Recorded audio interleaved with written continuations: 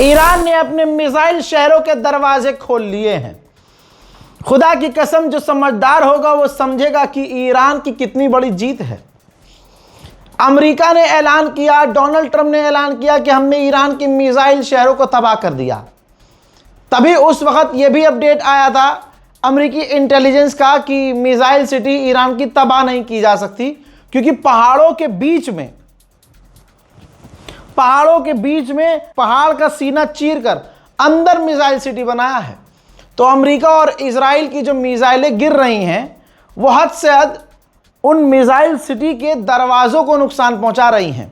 Missile city safe है, लेकिन गोदी मीडिया ने भारत की और डोनाल्ड ट्रंप ने, दोनों ने मिलकर बहुत बढ़िया काम किया। दोनों ने ऐलान किया कि हमने मिसाइल सिटी तबाह कर दी, हमने ईरान का ये नुकसान कर दिया, वो नुकसान कर दिया। लेकिन अब जब सीज फायर चल रहा है, अमेरिका फौज पर फौज मिडिल ईस्ट में भेज रहा है, अपने रडार को ठीक कर रहा है, इंटरसेप्टर्स भर रहा है, जंग की तैयारी इजराइल कर रहा है। ईरान की सैटेलाइट इमेज से ये नज़र आया है, जो सैटेलाइट इमेज मैं आपको दिखा रहा हूं, जिसके बाद हड़कंप मच गया है। सैटेलाइट इमेज में नज़र आ रहा है कि ईरान की जो मिसाइल सिटी इजराइल ने, अमेरिका ने उड़ाई थी, जिनके बाद दरवाजे सिर्फ उसके बंद हो गए थे, मिसाइल शहर के एंट्रेंस के दरवाजे बंद हुए थे, ईरान ने उन दरवाज़ों को खोल लिया है। यानी ईरान के मिसाइल सिटीज़ पूरी तरह से सेफ हैं। सिर्फ उसकी एंट्री पर धूल मिट्टी और गुबार आ गया था बमबारी की वजह से, तो ईरान ने अपनी उन मिसाइल सिटी को खोल लिया है। और अल्हम्दुलिल्लाह ईरान की भी तैयारी पूरी है। बिल्कुल ईरान को कॉपी कर रहा है कॉपी कर रहा है अमेरिका। अब अमेरिका ने एक वीडियो जारी किया है जिसमें अमेरिकन नेवी फोर्सेस टैंकरों को धमकी दे रही हैं, जो ईरान के पोर्ट से निकले हैं उनको धमकी दे रही हैं कि ईरान के पोर्ट पर वापस चले जाओ, ये इलीगल एक्टिविटी है, हमारा जो बैरिकेड तोड़ा तो अच्छा नहीं होगा। जिसके बाद ईरान के पोर्ट पर वेसल्स वापस लौटे हैं। देखिए,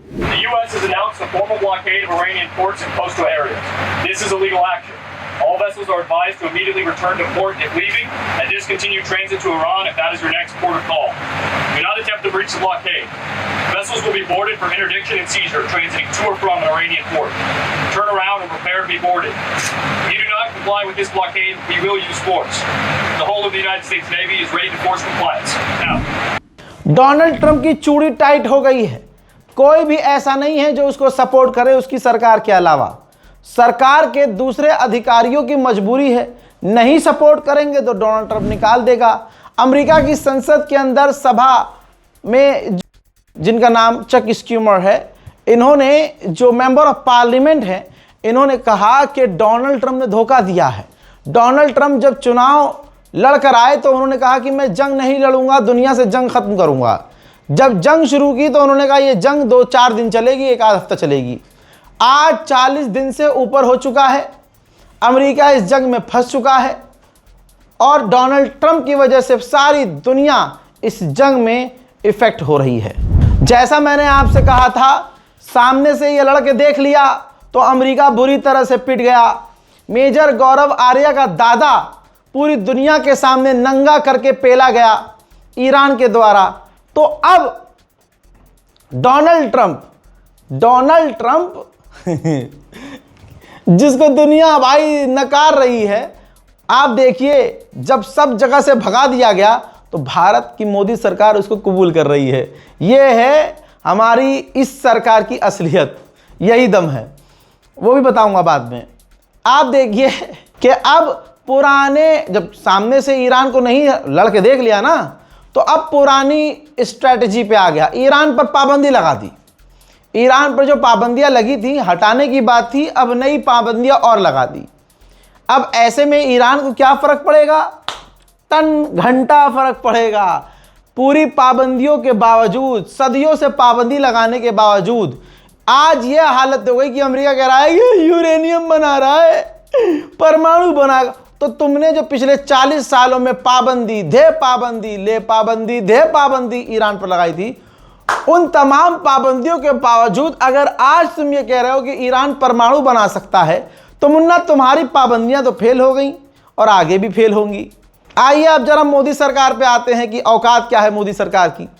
मोदी सरकार उस आदमी को जिसने हमारे माननीय प्रधानमंत्री का अपमान किया, जो किसी भी भारतीय को पसंद नहीं आया, भारत को धमकाया, और हमें मोदी जी कहते हैं my friend Donald Trump, my friend Donald Trump करते हुए मोदी जी थक नहीं रहे, दोबारा से शुरू हो गया इनका।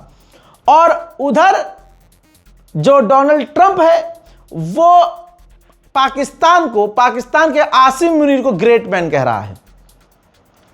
हमारे दुश्मन को बेस्ट फ्रेंड बनाकर बैठा हुआ है डोनाल्ड ट्रम्प। और हमारी मोदी सरकार की मर्दानगी देखिए कि डोनाल्ड ट्रम्प माय फ्रेंड।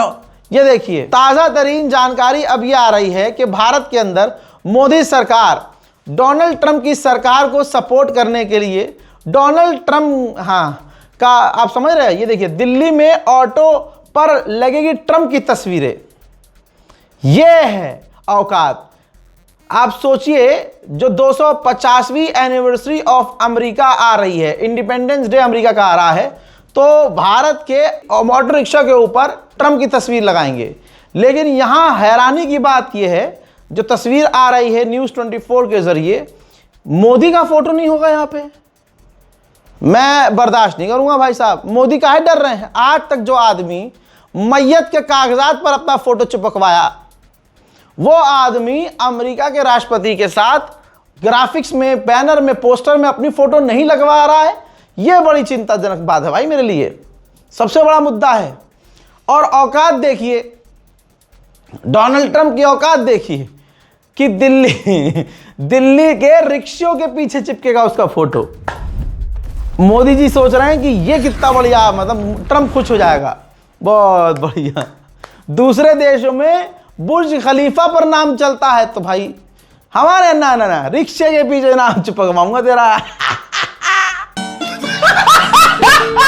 मेरे दोस्तों, IMF ने, वर्ल्ड बैंक ने वार्निंग दे दी है कि अगर इसी तरह से जंग चलती रही तो ये तेल जो है ना, तेल, डीजल, पेट्रोल के दाम 200% बढ़ जाएंगे। उधर कतर और ईरान के विदेश मंत्रियों के भी बीच बात हो गई है। तमाम अरबों को समझ में आ गया है कि अमेरिका की क्या औकात है, इजराइल की क्या हैसियत है। असली पावरफुल अगर कोई है तो वो तो ईरान है। और ईरान भले ही शिया है तो अपना मुसलमान भाई। अब सबको पिटने के बाद एहसास हो रहा है और ईरान से सभी अरब देश धीरे धीरे बात कर रहे हैं। हजरात मोहतरम, अब इजराइल करेगा क्या? इजराइल के एक शॉपिंग मॉल में हजारों की तादाद में मधुमक्खियां घुस गईं और उसके बाद इजराइल के उस शॉपिंग मॉल में भगदड़ मच गई। भाई साहब, ऐसी ऐसी घटनाएं इजराइल के साथ होती हैं जो इतिहास याद दिलाती है।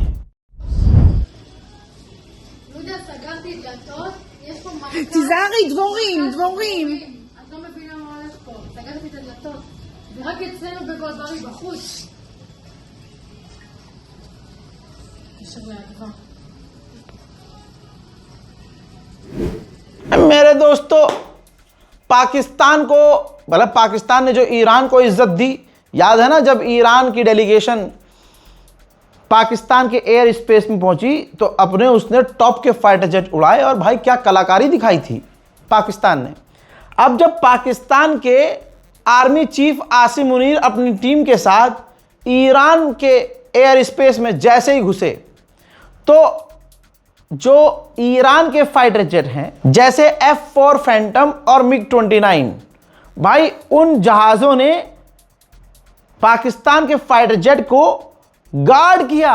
गार्ड की ज़रूरत नहीं थी क्योंकि आज के टाइम पे किसी की औकात नहीं कि पाकिस्तान को उंगली लगा दे, क्योंकि भाई पहले तो अड़ोसी पड़ोसी का मामला है पाकिस्तान ईरान, ऊपर से अमेरिका पूरी तरह से आसिम मुनीर को पसंद करता है ट्रंप।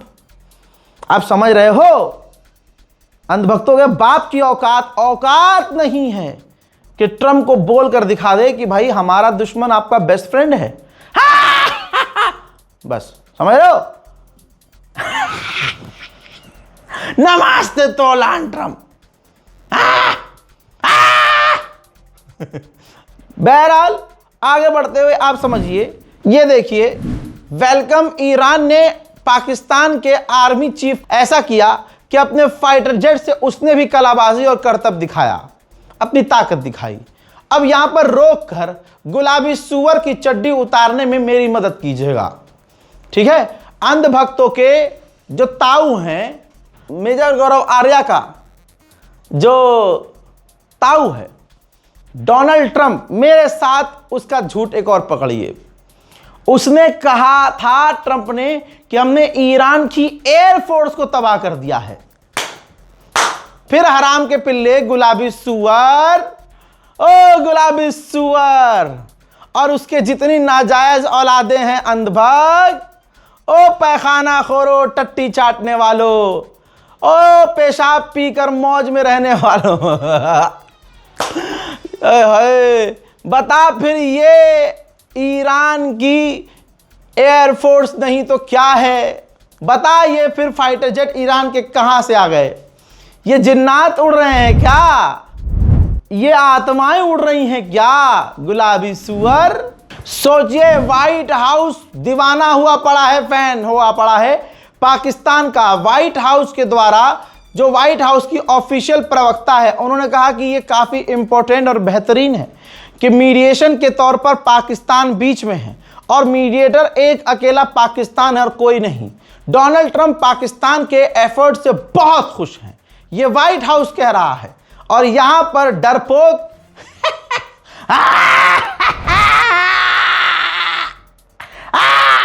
यहां पर डरपोक भारत के अंदर अपना पैसा खर्च करके, हमारे भारतीयों का टैक्स पेयर्स का पैसा खर्च करके फ्लेक्स और बैनर चिपकाएगा रिक्शों के पीछे, और जो हमारे कट्टर दुश्मन को दोस्त बता रहा हो, बेस्ट फ्रेंड, उसे मोदी कह रहे हैं अपना बेस्ट फ्रेंड।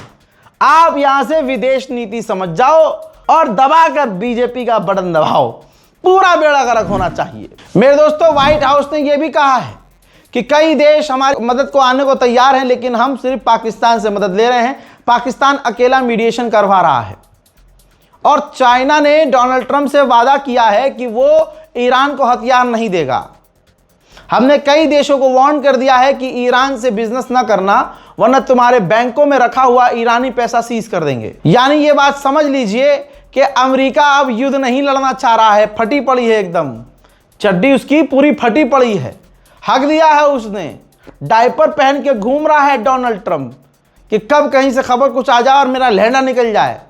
परेशान है।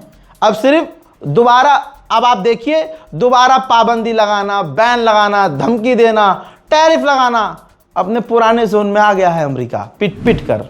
व्हाइट हाउस ने यह भी कहा कि हमारा मानना यह है कि हमने जो ब्लॉकेज किया हुआ है, पूरा रास्ता बंद किया हुआ है स्ट्रेट ऑफ हॉर्मुज़ का, इससे फायदा यह होगा कि चाइनीज चाहकर भी ईरान से तेल नहीं ले पाएंगे। आजाद ईरान अपना पेट्रोकेमिकल जो बेचता था, एक्सपोर्ट करता था, वो बंद कर लिया है और अच्छा पैसा कमा रहा था। उसका कहना है कि अब सीज फीस फायर जब हो जाएगा, जब ये तमाम शांति आ जाएगी, तब हम पेट्रोकेमिकल जो है बेचना शुरू करेंगे।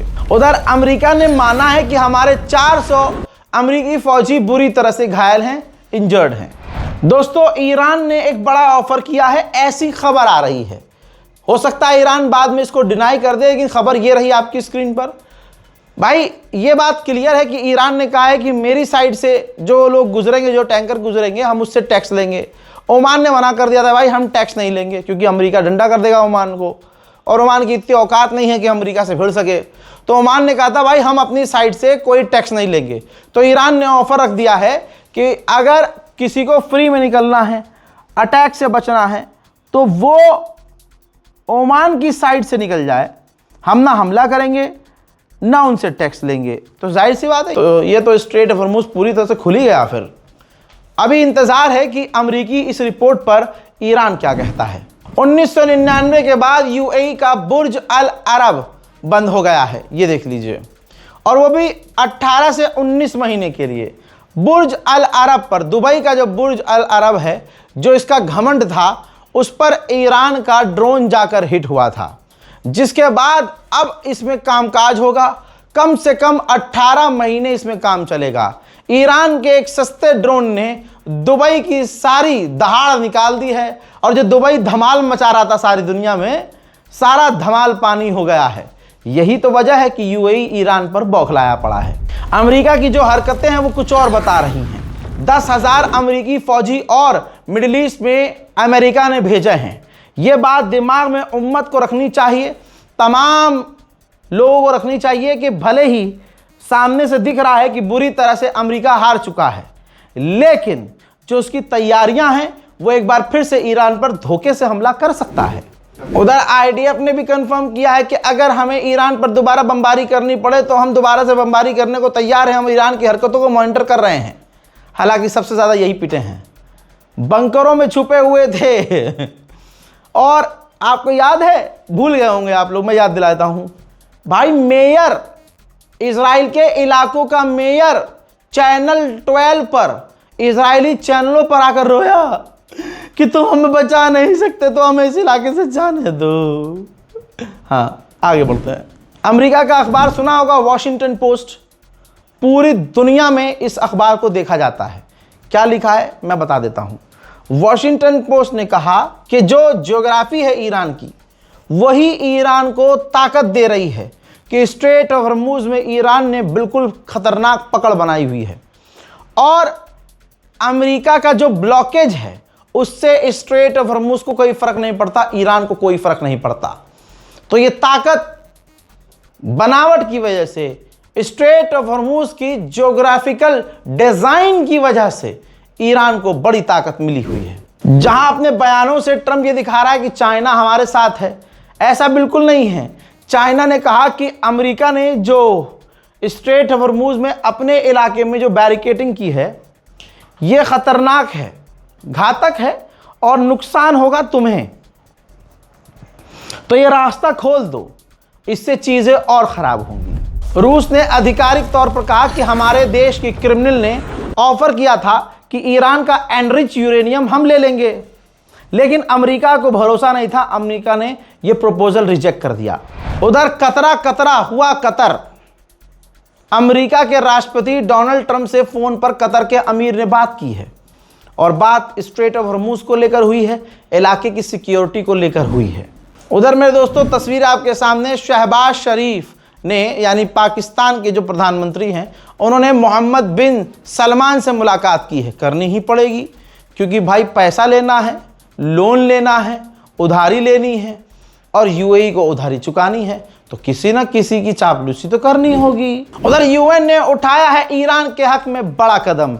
यूएन ने 12 मिलियन ह्यूमैनिटेरियन एड ईरान को देने का ऐलान कर दिया है। अब आप देख लीजिए, ईरान से धीरे धीरे खबर शिफ्ट की जा रही है कि अमेरिका के लिए ईरान प्रायोरिटी नहीं है। अब बताया गया है कि पेंटागन तैयारी कर रहा है क्यूबा पर हमला करने के लिए। लो जी लो, अपनी इज्जत बचानी है तो किसी कमजोर पर हमला करके अमेरिका अपनी ताकत दिखाएगा और दुनिया के बड़े देश डर जाएंगे, अरे और अमेरिका ने ये कर दिया। यही करता आया है, लेकिन ईरान से गलत भिड़ा और बची कुची इज्जत जो उसकी थी वो भी खत्म हो चुकी है। आज दुनिया का हर व्यक्ति अमेरिका को गलत बोल रहा है, इजराइल गलत बोल रहा है कि इन्होंने ईरान पर हमला किया और उसके बाद ये हालात हुए। लेकिन भारत में बैठा मेजर गौरव आर्या, जिसके खिलाफ मुसलमान कुछ बोल नहीं रहा, जिसने ईरान को अपना दुश्मन तक बताया और अपना भाई, सगा भाई इजराइल को बताया।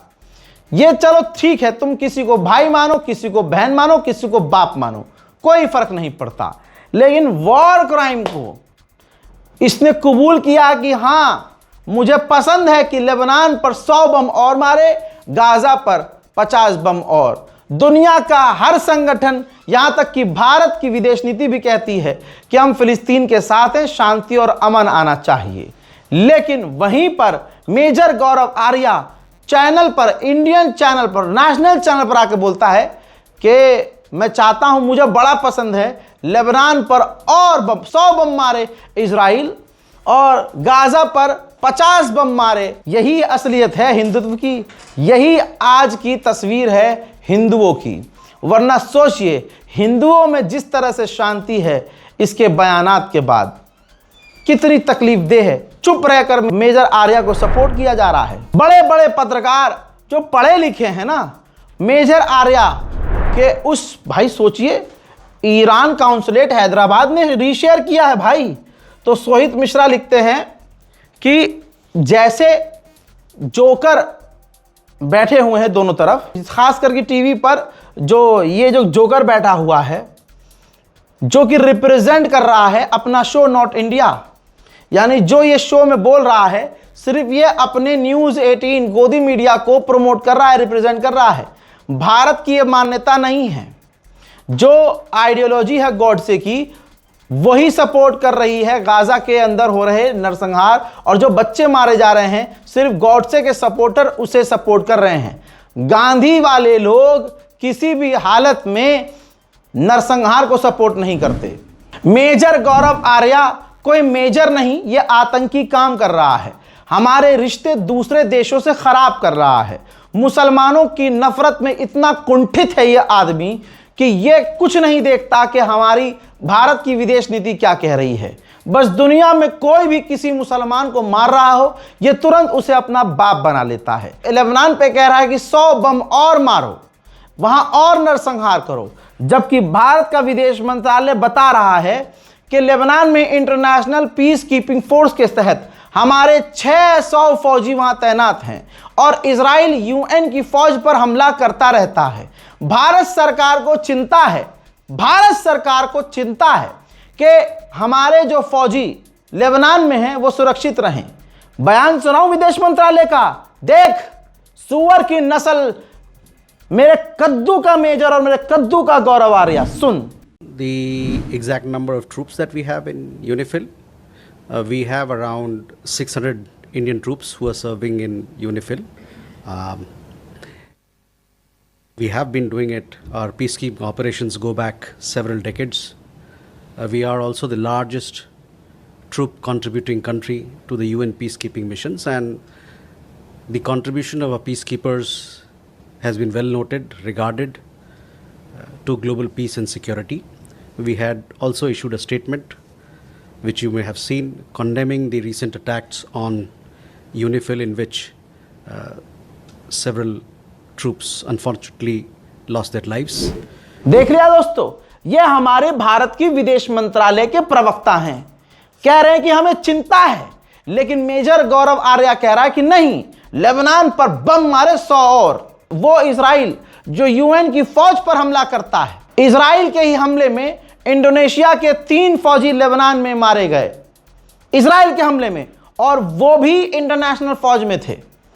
लेकिन मेजर गौरव आर्या, मेरे तमाम हिंदू भाइयों से अपील है, चीजों को समझो। मुसलमानों से नफरत करनी है, करो। आप सुअर पाल रहे हो, पालो। मुसलमानों की नफरत में इतना एक झुंड पागल हो गया है कि सुअर के में मुंह लगाकर चूम रहा है, और आज इन्हें याद आया कि नहीं, गौ माता नहीं, हमें तो सुअर पालना है। नफरत में इतना गिर गया इंसान कि सुअर को अपने घर में पाल रहा है इंसान। वो सुअर जिसके लिए फेमस है लाइन कि अगर इसे छोड़ोगे नहला धुलाकर ये जाएगा गू खाने ही, लेकिन उनको एक समुदाय मुंह से मुंह मिलाकर एक थाली में खाना खा रहे हैं। अल्लाह तेरा शुक्र है कि तूने हमें मुसलमान पैदा किया। अल्लाह तेरा शुक्र है कि इन हैवानों की शक्लों से दुनिया को एहसास हो रहा है कि ये कितने गंदे हैं और इस्लाम कितना अच्छा है। अल्लाह तेरा शुक्र है कि इनकी नफरतों की वजह से इनका चेहरा उजागर हो रहा है। मैं तो प्रभु श्री राम का भी धन्यवाद अदा करता हूं कि वाह रे भगवान तेरी लीला, नफरतियों का मुंह ऐसा उजागर किया आपने कि आज इनका मुंह इतना काला है कि सूअर के साथ सो रहे हैं, सूअर के साथ घूम रहे हैं और सूअर के साथ खा रहे हैं। आय हाय हाय, क्या स्तर आ गया है उनका। बहरहाल इसी खबर के साथ मैं इस अपडेट का खात्मा करना चाहूंगा और इंतजार कीजिएगा मेरे अगले अपडेट का। पूरी रात जो अपडेट किया है जाकर जरूर देखिएगा। जय हिंद।